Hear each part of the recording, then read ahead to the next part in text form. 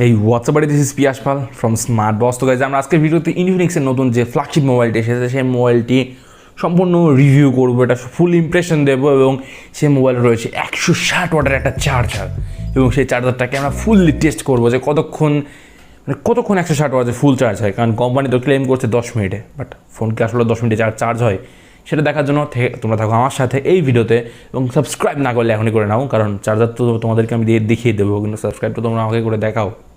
I'm joking. Subscribe, please. Okay, so first of all, look at the box.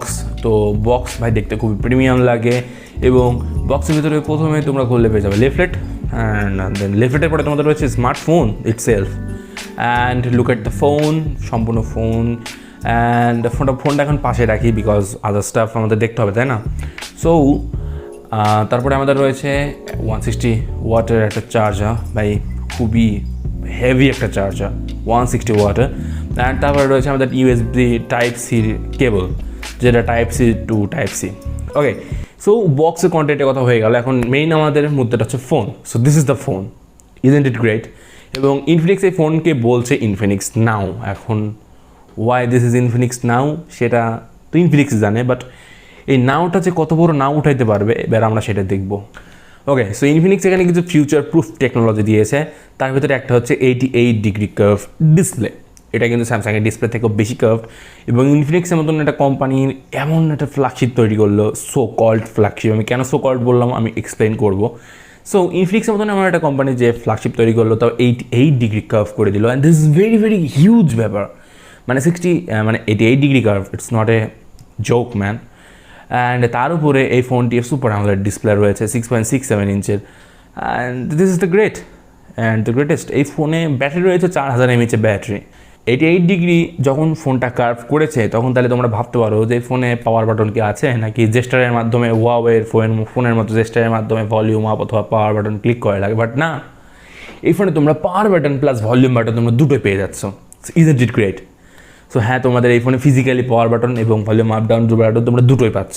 Okay, so সবচেয়ে exciting বিষয়ের মধ্যে আরেকটা বিষয় হচ্ছে এই ফোনে কিন্তু পিছের ব্যাক কভারটা গ্লো করে। ইয়েস, তুমি ঠিক শুনেছো, আপনি ঠিক শুনেছেন, আর আপনিটা গুলিয়ে যায়, প্লিজ ভাই মাফ করে দিন। সো আপনি ঠিক শুনেছেন, এই ফোনের পিছের ব্যাক কভারটি কিন্তু গ্লো করে। সো হ্যাঁ, এই ফোনের পিছে ব্যাক কভারটি কিন্তু গ্লো করে। ওকে, সো এই ফোনের সামনে রয়েছে 32 MP একটি সেলফি ক্যামেরা এবং এই ফোনের পিছে রয়েছে তিনটি ক্যামেরা, 64 MP যেটা main shooter, 8 MP ultra wide এবং 8 MP পেরিস্কোপ। এটা একটু চিপ হয়ে গেল না? মানে এত সুন্দর স্টাইলাস ফোনে 8 MP করে periscope camera and telephoto lens, মানে আলট্রা ওয়াইড লেন্স দেওয়া, টেলিফোটো লেন্স তো নেই, বাট যা আছে তাই মেনে নিতে হবে। ওকে, সো আপনারা জানলে অবাক হবেন যে এই ফোনটা বাজারে বিশ্বের সর্বপ্রথম 160 ওয়াটের কমার্শিয়াল কোনো প্রোডাক্ট। কারণ Xiaomi 200 ওয়াট, 300 ওয়াট, 400 ওয়াটও দেখাইতে পারে বা দেখিয়েছে 200 ওয়াটের একটা বিজ্ঞাপন, বাট সেটা কমার্শিয়াল অ্যাভেলেবেল ছিল না। বাট এটা কিন্তু কমার্শিয়ালি 160 ওয়াট সর্বোচ্চ পাওয়ার সাপ্লাইয়ের ব্রিক একটা ওয়াট হচ্ছে এটা ওয়ার্ল্ড রেকর্ড করলো ইনফিনিক্স। ওকে, সো নাও এখন আমাদের যে জিনিসটা দেখতে সেটা হচ্ছে চার্জিং, কতক্ষণ এই ফোনটা চার্জ হতে পারে, রাইট? সো আমরা এখন আপনাদেরকে দেখাবো যে ফোনে চার্জ কতটুকু সময় এই ফোনটা কতখানি চার্জ হতে পারে। সো কোম্পানি এখানে ক্লেম করছে যে 4000 mAh ব্যাটারি 160 ওয়াটের চার্জারে মাত্র 10 মিনিটে চার্জ হবে।